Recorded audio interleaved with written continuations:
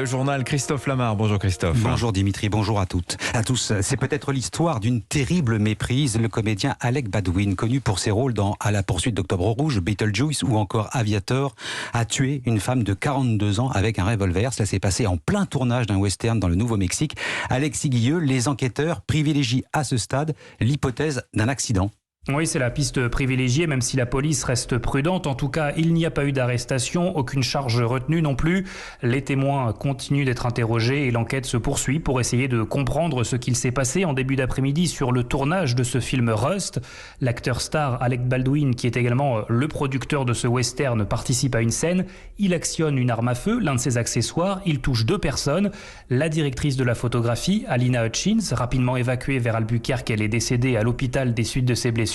L'autre victime, c'est le réalisateur Joel Souza qui est encore hospitalisé à cette heure-ci. Le site du tournage a été bouclé dans l'après-midi par les forces de l'ordre. Impossible pour les médias locaux d'accéder à ce ranch, Bonanza Creek, où plus de 100 films hollywoodiens ont déjà été tournés. Et beaucoup de questions restent sans réponse. La police continue à parler d'armes factices, mais ce type d'accessoire est fabriqué pour faire en sorte qu'aucune balle ne puisse en sortir. La production parle, elle, d'un accident et se dit dévastée par ce terrible événement. Alexis Guilleux en direct des États-Unis. Retour en France, face à l'envolée des prix du carburant et de certains produits de consommation, le gouvernement dégaine une indemnité inflation. Surtout ne pas revivre la saison 2 des Gilets jaunes. Le gouvernement va donc verser une aide de 100 € à 38 millions de Français. Annonce faite hier soir par Jean Castex, qui était l'invité du 20h de TF1. Nous allons décider d'une sorte d'indemnité inflation de 100 € qui sera versée aux Français qui gagnent moins de 2000 € net par mois. Ils n'auront rien à faire. Ce sera automatique. Le Premier ministre Jean Castex sur TF1 hier soir. Alors, quelles sont les personnes concernées précisément? Eh bien, on voit ça avec vous, Martin Lange. Alors, je vous donne un exemple. Dans une famille, si le mari gagne 5 000 € et la femme 1 500, seule l'épouse y a droit, mais le foyer touchera ce chèque. À l'inverse, dans un couple où les deux gagnent un peu plus de 2 000 € chacun, pas de chèque du tout. Concrètement, ça veut dire qu'on peut toucher ces 100 € dans un foyer qui émarge à plus de 6 000 € par mois et ne pas les toucher dans un foyer qui gagne 4 000 €. C'est ce qu'on appelle l'effet de seuil. Cette aide s'adresse à toute la population, actifs, chômeurs ou retraités. Elle sera versée directement sur votre compte en banque via votre employeur si vous êtes salarié, l'URSSAF pour les indépendants et votre caisse de retraite si vous êtes retraité. Dernière précision, les premiers versements arriveront dès le mois de décembre et s'étaleront jusqu'en février. Une précision, Martin Lange, cette indemnité inflation ou classe moyenne va coûter 3,8 milliards d'euros aux finances publiques. La mesure ne convainc pas vraiment l'opposition politique. Du chéquier grand ouvert qui ne réglera rien, raille le député et candidat à la primaire LR Éric Ciotti.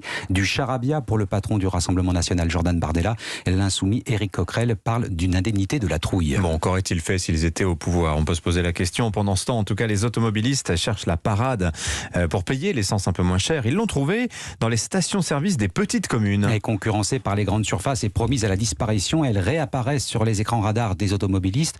Le plein près de chez soi, c'est aussi une économie de kilomètres, donc de carburant. Et du coup, les stations communales reprennent du service comme à Condé-en-Brie dans le département de l'Aisne. Reportage, Marion Gauthier. 3 pompes à essence au milieu d'un parking et un ronronnement devenu presque un fond sonore. C'est super pratique. Si je vais à une autre station essence, il faut que je fasse facilement 10 km de plus. 1,60 € le litre de gasoil ici contre 1,55 € dans une grande surface où beaucoup comme Old ou Jean se ravitaillaient d'ordinaire. Mais l'écart s'est réduit peu à peu. Vu la différence de prix, c'est plus avantageux de venir ici. Dans les petites stations comme celle-ci, ce qui est bien, c'est que le prix ne bouge pas. Dans un supermarché, demain, il peut augmenter de 5 centimes. On ne sait jamais où donner de la tête. Je suis surpris. L'adjoint de cette commune de 700 habitants voit défiler voitures et visages inconnus. En quelques semaines, la fréquentation a augmenté de près de 20%. On est victime du succès parce que c'est nous qui décidons le prix de vente.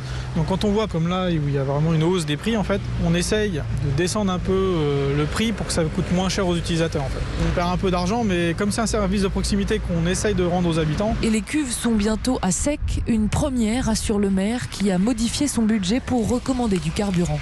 reportage Marion Gauthier. Ah oui, il faut également peut-être faire le plein car ce vendredi marque le début des vacances de la Toussaint. Si vous prenez le train, attention, des perturbations sont à prévoir sur certaines lignes SNCF. La compagnie annonce 2 TGV sur 3 seulement sur son axe atlantique demain et dimanche. Cela comprend la Bretagne, les Pays de Loire, le centre-Val de Loire, la Nouvelle-Aquitaine et l'Occitanie. Autre perturbation, mais celle-ci n'est pas liée à la grève d'une partie des cheminots, mais plutôt aux conséquences du passage de la tempête Aurore. Le trafic devrait revenir à la normale ce matin sur les lignes SNCF de Normandie, même si des perturbations sont encore à prévoir. Dans les Hauts-de-France, 17 000 foyers sont toujours privés d'électricité. Le sommet européen en ce moment à Bruxelles, la Commission européenne a décidé de jouer l'apaisement. Je vais y arriver, décidément, j'ai du mal ce matin vis-à-vis du mauvais élève de la classe, la Pologne. Et oui, au centre de ce bras de fer, la question de la primauté du droit européen sur le droit national. Disposition contestée et rejetée par Varsovie. On redoutait une crise. Elle n'a pas eu lieu, Isabelle Horry. Les Européens donnent la priorité au dialogue. Oui, les 27 se sont épargnés la séquence dîner de famille où tout le monde se déchire. Le sujet est sans doute trop grave. Pour cela, il ne faut pas que la situation devienne hors de contrôle, a mis en garde Angela Merkel dans la réunion. La discussion de plus de 2h30 a donc été posée et très sérieuse. Le président du Conseil européen avait choisi de la placer juste avant le repas pour qu'elle ne s'éternise pas. Il a misé sur l'appétit des participants. Alors le Premier ministre polonais n'a pas reculé. Il estime que son pays est victime d'un 2 poids 2 mesures. Sans surprise, le Hongrois Viktor Orban a volé à son secours. En face, les autres dirigeants ont serré les rangs. Ils soutiennent la Commission européenne qui retient plus de 30 milliards d'aides destinées à la Pologne. Mateusz Morawiecki s'est juste engagé à dialoguer avec Bruxelles sur son système judiciaire.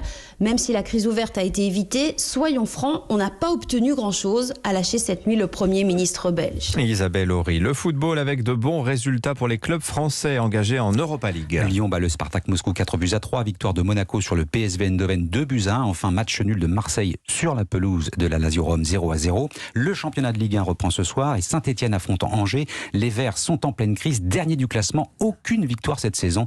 Les supporters sont à bout, Cyril de la Morinerie. Oui, les sifflets ont remplacé les habituels chants de supporters. Les fans des Verts sont dépités. Le club reste sur 6 défaites en 7 matchs et a été balayé par Strasbourg 5-1. La réception d'Angers est cruciale. À vous, Jean Guériou, président de l'Union des supporters stéphanois. Je pense que l'AS Saint-Etienne est dans une impasse. Je ne sais même pas comment je réagirais si au bout de 10 minutes nous étions menés déjà 2 ou 3-0. Pour le club, la seule solution, c'est de gagner et de gagner par une large victoire. Les supporters qui ont accroché hier une banderole sur les grilles du centre d'entraînement appelant l'entraîneur à démissionner, mais Claude Puel leur répond qu'il n'a pas l'intention de céder sa place. Et j'essaie de tout donner avec mon staff pour mettre l'équipe dans les meilleures conditions possibles. Il y a un environnement qui est particulier autour de nous, mais pour moi, il n'y a pas de pression, il n'y a pas de problème. En tout cas, l'entraîneur n'est pas le seul fautif. Cet été, le club stéphanois a vendu plusieurs de ses cadres et n'a pas recruté, car en coulisses, le duo de propriétaires Romeyer-Cayazo tente désespérément de vendre Saint-Etienne. Les supporters espèrent maintenant un sursaut d'orgueil. Cyril de la Morinerie, une petite précision, Lyon a battu le Sparta Prague et non pas le Spartak Moscou. Voilà. Et ils sont revenus de loin. Je crois qu'ils étaient menés 2-0. Absolument. Les Lyonnais. Avec un but de Paqueta, encore lui. Les Lyonnais qu'a entraîné Claude Puel, l'actuel coach stéphanois dont on dit tant de mal du côté de Saint-Etienne. Il faut se rappeler que ça a été un très grand, mais il est toujours très bon. Mais enfin bon, ça a l'air compliqué là-bas. Merci Christophe, vous revenez tout à l'heure à 8h30.